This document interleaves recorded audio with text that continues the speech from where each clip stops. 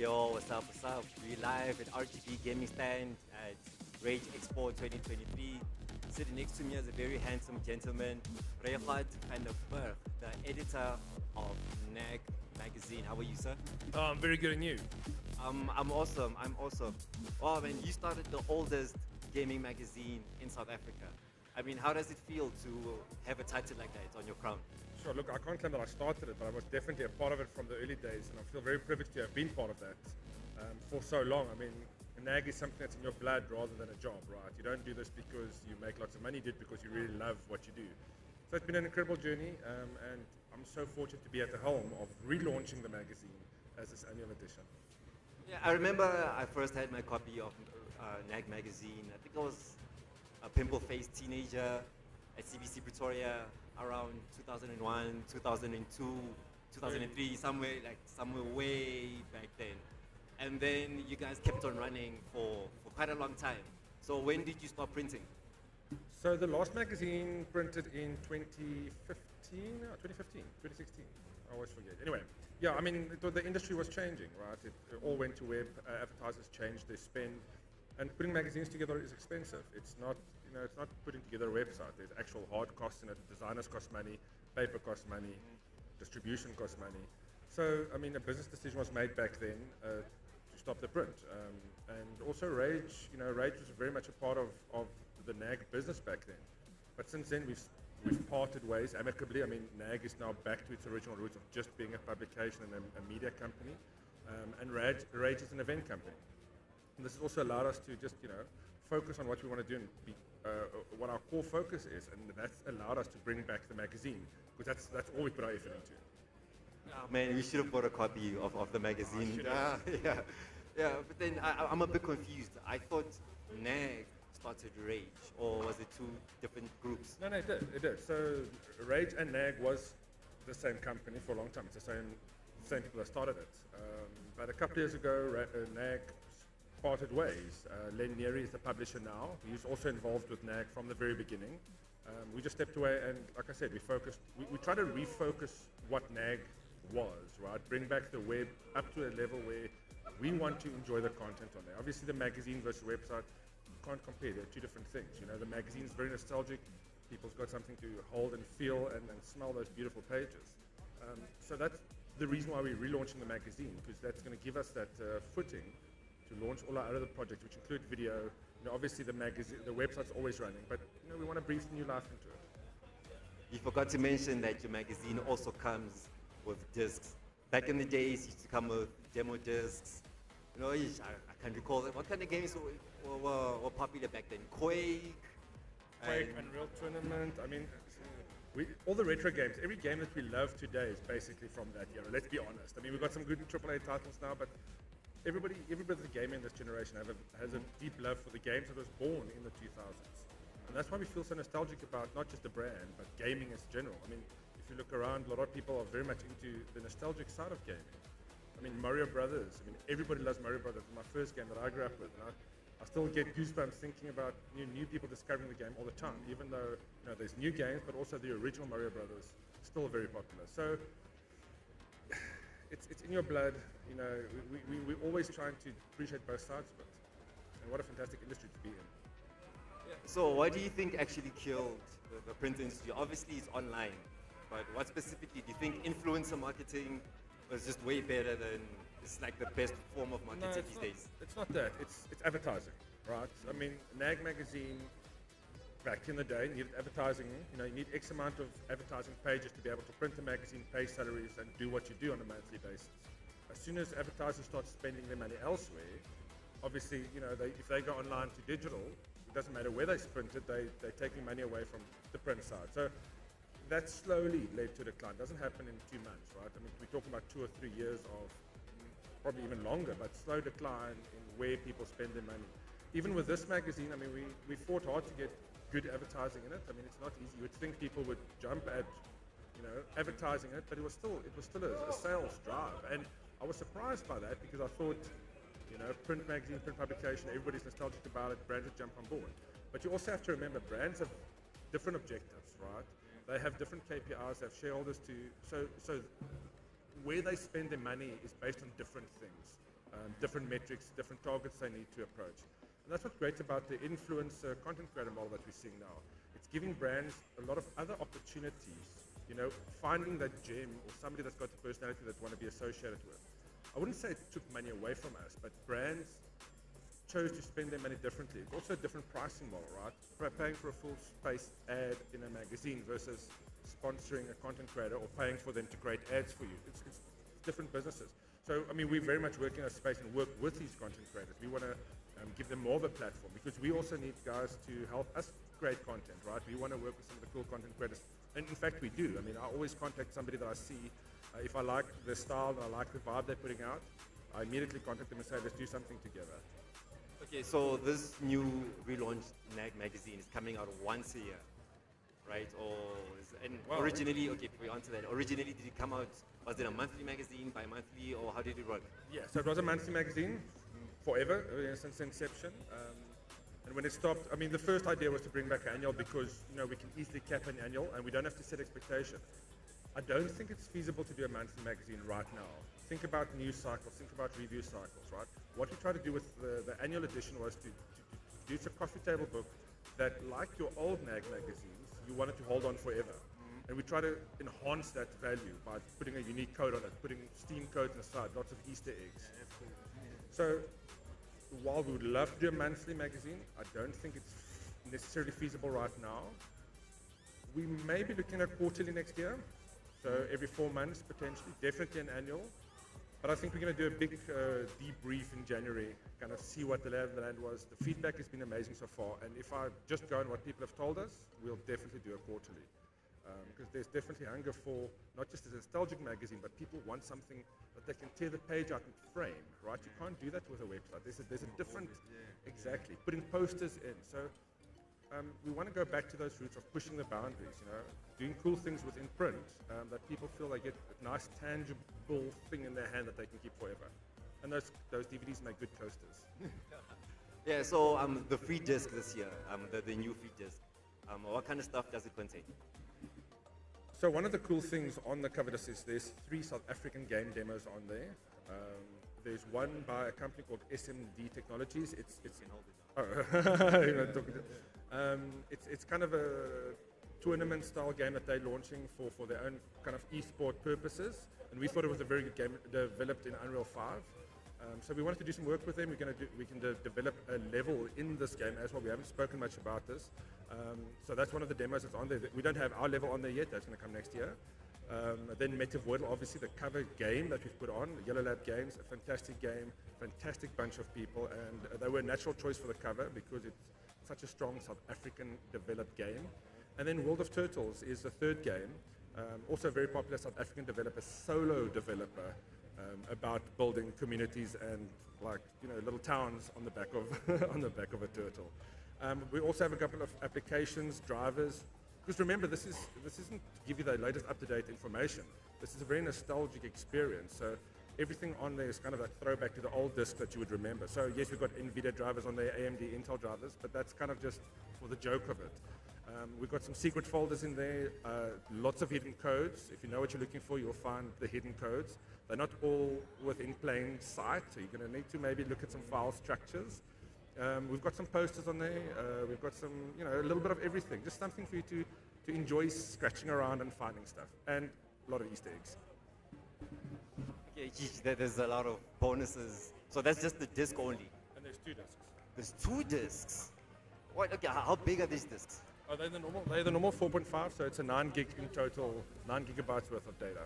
And it's full of local developed South African games. Yeah, so 3 locally developed games, apps, utilities, some benchmarks, the usual stuff that you would expect to find on the NAG disc. But how is the local games development industry? You barely hear. I think the last local game I heard of was the one on Nintendo Switch. I forgot, the Semblance. There was look, the local game development industry is very strong. If I look at the quality of the local game developers, we have some of the best in the world, without a doubt. In fact, there's a lot of local game developers that do work for international development companies. They don't necessarily develop their own games. So it's a team of developers that help international businesses or international developers. The industry is good. It's recognition that the guys need, right? So obviously with anything you have good games and bad games, but we need to give these guys recognition, push those good games to the front, and that's kind of what our job is. It's always been to talk about the up and comers, but it's difficult to find them if they don't approach you, right? A place like rAge, I often find new developers that I thought, but how did I not see this before? And it just shows you how much in a silo people can be. I mean, so we always try and hunt for these guys. I mean, anybody watching now, if you've got a game out, if you're a developer, please get in contact with us.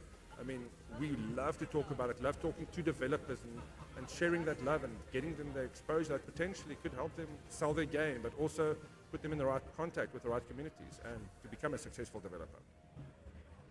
Wow, that's amazing. So I'm all about graphics. I know some people say gaming is not about graphics anymore. So what kind of games are these? Are these like basic platform games or side-scrolling games, or are they like Unreal Engine 5 type of graphics, Xbox Series S, turbo, ultra boosted graphics, or how do they look like? So the one game that I mentioned made by SMD Technologies called VX Arena is an Unreal 5 engine game, and it looks superb. Also, you have to keep in mind what tools the developers have to do, right? I mean, a lot of South African indie developers are small teams or solo teams, so their capabilities are only so much based on small budget that they have. Unreal Engine, Unreal 5 specifically, has allowed developers access to a lot better technologies, a lot better tools, you know, at their disposal, and to make a good game. Obviously, there's a lot of work to do, but the visual aspect could kind of stand up against the best out there. Most of the games, though, are not high-end graphics. Remember, these game developers are trying to not create necessarily the highest resolution visually stunning game. They want a functional game that is fun to play with the graphic style that kind of tries to represent the game style or the artist style, you know, who's doing it. That's why you don't always see, like, you know, the Fortnite style game, because we don't need to develop those games, right? You have this yearning to develop a specific puzzle game, so you have a lot of puzzle games in terms of local developers, adventure games, roguelike games like Metavoidal, which is a very good example of those indie type games that South Africans can produce, right? It's not the kind of game that you would think is like a Minecraft or Counter-Strike or, you know, those type of things. And rightfully so. I mean, those games cost billions to develop. These small developers grow into those, right? You have to start with something that you can actually build that's feasible. Yeah, Minecraft is the biggest selling game right now, and like the graphics are like from like 1993. So graphics isn't always the end all and be all. There are some render packs that you can get for Minecraft to give it full RTX quality graphics and ray tracing. So again, depends on the level you want to get into that. But yes, people don't necessarily strive for the best graphics quality, right? It's about the experience in the game. Dave the Diver is another game that I often have conversations with people about. It's a low poly game, but it's one of the most addictive, fun adventure games that many people have played, because it's not going for necessarily the high quality visual graphics. You're going for a good time. Okay, so on your new edition, like what besides game developers, who else do you interview and feature? You know, could it be esports players or, you know, content creators? So one of the big features we have in the magazine is content creators. We're doing a lot of things with content creators next year in terms of profiling them, interviewing them, giving them some limelight so that our readers can find those gamers that they enjoy watching. The content creating industry is obviously very noisy. Everybody wants to get involved with it. So it's a difficult thing to always balance between what content is being produced out there versus the audience that wants to watch that type of content. It's not about sitting in front of a computer and just gaming. And, you need to create something interesting to watch. I mean, we don't get it right all the time. If you look at our stream that we're doing, I'm sure people are going to comment and say it's not the most exciting, but we are growing into this new technology as well, trying out new stream tools. So we'll clip the things we need. So from a 4-day event or 3-day event, you might only have an hour's worth of good content, but it doesn't matter. We had to put in the time to create that content. So coming back to your question about what else is in the magazine, so the content creator feature is very strong for us. We want to always support them. So we have a beautiful profile on our favorites, part 1. We couldn't fit all of them in, so we're going to have a part 2 in the next magazine for more content creators that NAG readers can follow. We also have a very good feature on retro gaming. So if you're going to page to those retro gaming features, Devin put it together. He's Retro Collect ZA. He's got an Instagram account, huge in his own right. And it's just a throwback to all the old nostalgic gaming hardware, consoles, peripherals, anything you can think of, and that's kind of their passion collecting. So it's a nice feature to look page through and drool over all the old toys we couldn't afford as kids. Yeah. So speaking about retro stuff, my first console was a knockoff Nintendo NES, Golden China. Oh, we could call it Golden China. You used to remember that with the 101 cartridge, and, and then you put it there. So what was your first ever gaming console? I vividly remember going to my parents' friend's house one day, and their kid had a console. It was a Famicom. I actually think they probably had the original Nintendo, but Mario Brothers. As soon as I saw that game, it changed my life, and it's never been the same again. I mean, it really fundamentally changed how I saw technology and also how I can engage with it. Obviously nagged my parents until they got me a Famicom, and the Regis also had one of those. You remember those kind of consoles? Oh, I actually managed to buy one last year, about 2 years ago, as my own birthday present. It's obviously it was a second-hand one, but I got probably I got a big stack of games now. All old, not all of them work perfectly. You still have to blow into them to make them work. But those 18-in-1s, man, 101, those are the games. Oh man, what a throwback. And I would advise anybody, if they can get into it, get one of those old consoles and keep playing. And you can actually buy new versions of it now where the games are built in. Yeah. Okay, so where can people buy your magazine? So obviously at rAge, we're doing it now, but the thing is rAge is coming to an end. Shop.nag.co.za is where we can buy the nag. We are still sending them out until Christmas, so if you want to get somebody a Christmas gift, this is a perfect Christmas gift for that. And we'll make sure you get your magazine before Christmas if you want to give it as a gift. Yeah, but when I did the article in you said you're printing 10,000 mags exactly. So what if you still have a few hundred left over? What you going to do with those? Well, we're going to keep selling until they're sold out. Obviously, it's an annual edition. It's not going to age as much or as quickly as the other magazines did, right? It's not a monthly. So we still have a few months into the next year that we're going to push it hard. The interest has shown that we're definitely going to sell out. So I would make sure I try and get those low numbers. But you know, it's very much for us to get into the hand, get into shops. We're going to put into some small comic book stores as well to extend the reach. rAge is a Joburg confined event, right? There's a lot of people, Cape Town, Durban, East London, PE, you know, all around South Africa where there's NAG readers, and we're going to get the magazine to them, and we've already started seeing those orders, and it will go out next week. So if you're a gamer, writer, photographer, content creator, and you want to feature on NAG magazine, how do people get a hold of you? Very easy. We love people getting in contact with us, you know, pitching their own ideas, pitching articles, sharing us what they've done. And then that gives us the opportunity to find gaps and where we can fit anybody in, right? Especially if you say to us, I'm very good at something specific and I can show you what I can produce, and I'll produce this article or story. That's kind of the best way to get your article or story or idea published. It's communication, pitch good ideas, make sure you've got the content or the written piece to back that up, and then keep top of mind, you know. That's the best way to do it. But once you get in there, it's hard work. This is before we wrap it up. All the good things that come into the new magazine. Okay, you're giving away Steam keys. That's in every magazine. You're giving away posters. What am I missing? What are you giving away? So there's a couple of competitions there. Well, the biggest one is the loot ticket. So in one of the magazines, out of the 10,000, is a golden, well, it's not a golden ticket, it's a silver platinum ticket, but it's the NAG loot ticket. And the person that finds that ticket in the magazine will win a 30 grand Intel computer gaming machine.